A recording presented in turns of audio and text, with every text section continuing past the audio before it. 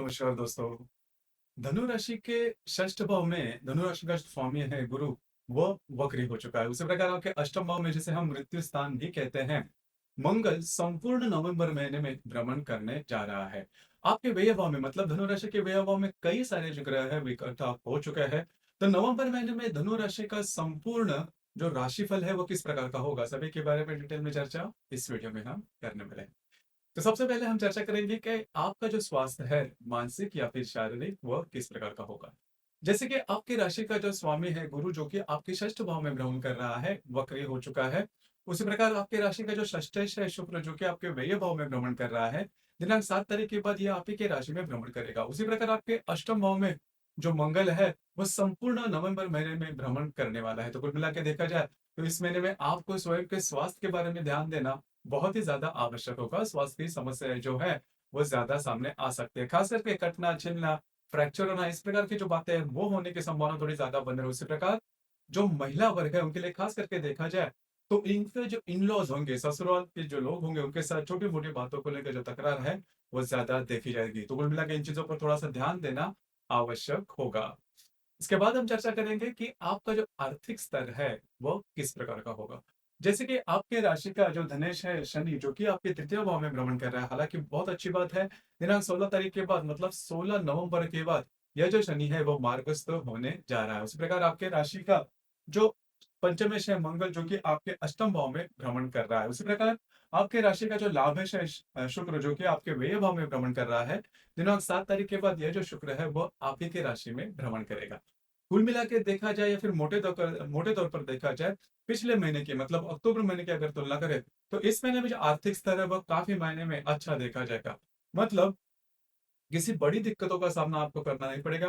पिछले महीने में आपने देखा होगा कि आपका जो व्यय था वो ज्यादा था, आपके जो खर्चे थे वो ज्यादा थे। तो इस महीने में जो बात है वो काफी ज्यादा स्टेबल देखी जा सकती है, कुछ अच्छे लाभ वगैरह मिल सकते हैं। उसी प्रकार पिछले करीबन 4-5 महीने में आपने देखा होगा कि पैसे जो है वो खर्च ज्यादा हो रहे थे, इन्वेस्टमेंट नहीं हो रही थी, पैसे आपके हाथ में भी नहीं आ रहे थे। तो इस महीने के करीबन 18-19 तारीख के बाद का जो समय है वो आपके लिए शुभ फलदायी साबित होगा, खास करके पैसे के मामले में काफी मायनों में आप स्टेबल नजर आओगे।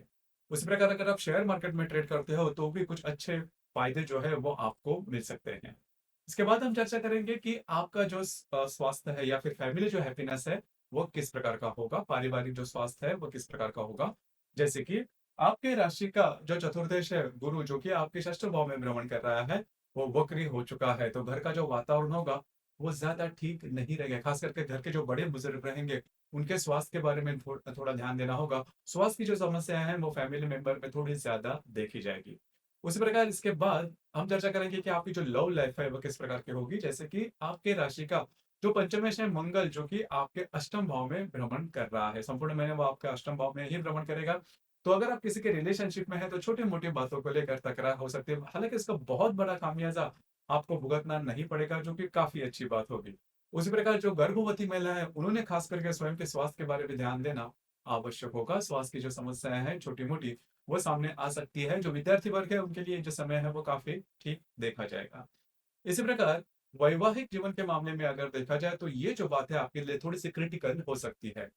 आपके राशि का जो सप्तमेश है बुध, जो कि आपके व्यय भाव में भ्रमण कर रहा है, दिनांक 26 तारीख के बाद यह जो बुध है वो वक्री होने जा रहा है। अब ये जो बातें काफी महत्वपूर्ण होगी, खास करके अगर आप विवाहित हो तो आपकी जो वैवाहिक जोड़ीदार है उनके साथ जो बातें, प्रॉब्लम, कॉम्प्लिकेशंस है वो काफी ज्यादा बढ़ सकते हैं। और बहुत बड़ी ऐसी संभावना है कि आपके जो वैवाहिक जोड़ीदार है उनके स्वास्थ्य से रिलेटेड जो प्रॉब्लम है वो काफी ज्यादा आ सकती है, और उसके बारे में आपको ध्यान देना होगा। जो प्रॉब्लम कॉम्प्लिकेशन होंगे वो काफी ज्यादा बहुत अलग ही लेवल पर होंगे, तो इसके बारे में थोड़ा सा ध्यान देना आवश्यक है। डॉक्टरी इलाज करना बहुत ही ज्यादा महत्वपूर्ण होगा, क्योंकि ये जो बात है वो आगे जाके भी चलती रहेगी। और खास करके ना दिसंबर के बाद का जो समय है, खास करके जनवरी से जो मंगल आपके अष्टम भाव में है वक्री होकर आपके सप्तम भाव में भी आएगा। तो अगर आप विवाहित हो तो आपके जो वैवाहिक जोड़ीदार है उनके साथ जो इंटरेक्शन है उसमें काफी ज्यादा प्रॉब्लम देखे जाएंगे। तो इन चीजों पर थोड़ा सा ध्यान देना, अलर्ट रहना ज्यादा आवश्यक होगा। उसी प्रकार कार्य क्षेत्र के बारे में अगर देखा जाए तो आपके राशि का जो दशमेश है कर्मे, जिसे हम कहते हैं बुध, वो भी आपके व्यय भाव में ही भ्रमण कर रहा है और वो वक्री होने वाला है। तो कार्य क्षेत्र से रिलेटेड, खास करके डॉक्यूमेंट से रिलेटेड जो प्रॉब्लम कॉम्प्लिकेशंस है वो काफी मायनों में ज्यादा देखे जा सकते हैं। किसी को कमिटमेंट प्रोमिसेस वाली बातें इस महीने में बिल्कुल भी नहीं करना। उसी प्रकार अगर आप देखते हो तो आपके व्यय भाव में कई प्रकार के जो ग्रह है वो भ्रमण कर रहे हैं, मतलब रवि, बुध, शुक्र और जो मंगल है वो भी आपके अष्टम भाव में आएगा। तो नवंबर का जो महीना है वो उसमें बहुत ज्यादा जो इवेंट्स है वो देखे जाएंगे, थोड़ा सा स्ट्रेस भी आपको देखा जाएगा। तो खास करके किसी भी प्रकार के महत्वपूर्ण निर्णय नहीं लेना जिसकी वजह से आपके जीवन की दिशा ही बदल जाए, क्योंकि आपके राशि का स्वामी जो कि आपके षष्ठ भाव में है, मंगल भी आपके अष्टम भाव में है। 6, 8 और 12 ये जो अशुभ फलदायी जो स्थान कहते हैं, इसी में ही काफी सारे ग्रह जो है महत्वपूर्ण वो भ्रमण कर रहे हैं। तो चौकन्ना रहना बहुत ही ज्यादा आवश्यक होगा। इसके बाद हम चर्चा करेंगे कि जो एस्पेक्ट है या फिर ग्रह योग है उसके जो प्रभाव परिणाम है वह दैनंदिन जीवन में आपके लिए किस प्रकार से लागू होंगे।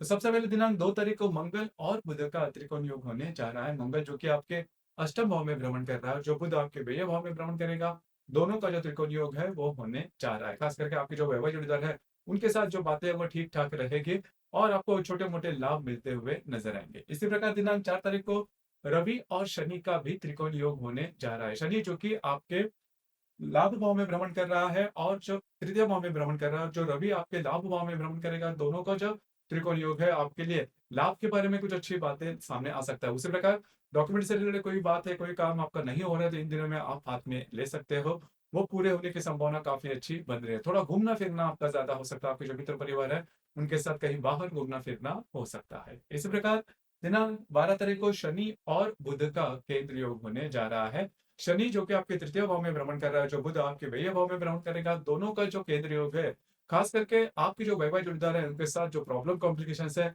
वो काफी ज्यादा बढ़ सकती है। डॉक्यूमेंट से रिलेटेड कमिटमेंट प्रोमिस की बातें बिल्कुल भी नहीं करना, आपके जो अंदाज है वो चूक सकते हैं। इसी प्रकार दिनांक 17 तारीख को रवि और हर्षल का प्रतियोग होने जा रहा है। रवि जो कि आपके व्यय भाव में भ्रमण करेगा, जो हर्षल आपके षष्ठ भाव में भ्रमण कर रहा है, हालांकि वो वक्री है। दोनों का जो प्रतियोग है आपको स्वास्थ्य से रिलेटेड जो प्रॉब्लम है वो काफी ज्यादा दे सकते हैं। स्ट्रेस, टेंशन, प्रेशर काफी मायने में ज्यादा आ सकते हैं, तो इन चीजों पर थोड़ा सा आपको फोकस करना, ध्यान देना बहुत ही ज्यादा आवश्यक होगा। इसी प्रकार दिनांक 19 तारीख को नेपच्यून और रवि का त्रिकोण योग होने जा रहा है। अब ये जो त्रिकोण योग है वो आपके करीबन चतुर्थ और व्यय भाव में होने जा रहा है। तो घर के जो लोग हैं उनके साथ आपकी जो इंटरेक्शन है वो काफी अच्छी देखी जाएगी। घर के जो लोग हैं उनके साथ कहीं बाहर जाना, पिकनिक में जाना, इस प्रकार के अनुभव भी आ सकते हैं, या फिर धार्मिक स्थल या फिर मंदिर में जाना, इस प्रकार के अनुभव भी इन दिनों में आपको आ सकते हैं। कुछ अच्छे इंट्यूशन इन दिनों में आने की संभावना ज्यादा बन रही, करीबन 19 तारीख के आसपास। इस महीने में दो जो है वो अमावस आ रही है। पहली जो अमावस है 1 तारीख को लक्ष्मी पूजन का दिन है, और जो दूसरी अमावस्या है वो 30 तारीख को है, और जो पूर्णिमा है वो 15 तारीख को है। तो अमावस्या और पूर्णिमा के दिन मतलब इस महीने के 3 दिन, 1, 15 और 30, इन 3 दिनों में किसी भी प्रकार के महत्वपूर्ण निर्णय बिल्कुल भी नहीं लेना। आपके जो अंदाज है वो चूक सकते हैं। देखिए धनु राशि के लिए ये जो महीना है वो ठीक नहीं रहेगा। आपकी जो प्रॉब्लम्स है वो काफी ज्यादा बढ़ते हुए नजर आएंगे। थोड़ा सा आपको इस महीने में थोड़ा सा ध्यान देना होगा, हालांकि दिसंबर में थोड़ी बहुत जो बातें हैं वो नॉर्मल होती हुई नजर आएंगी। तो आपको खास करके वैवाहिक जीवन की जो रिलेशनशिप है इस पर ज्यादा इम्पैक्ट कर सकता है ये संपूर्ण महीना। तो दोस्तों ये था नवंबर महीने के लिए धनु राशि का संपूर्ण राशिफल।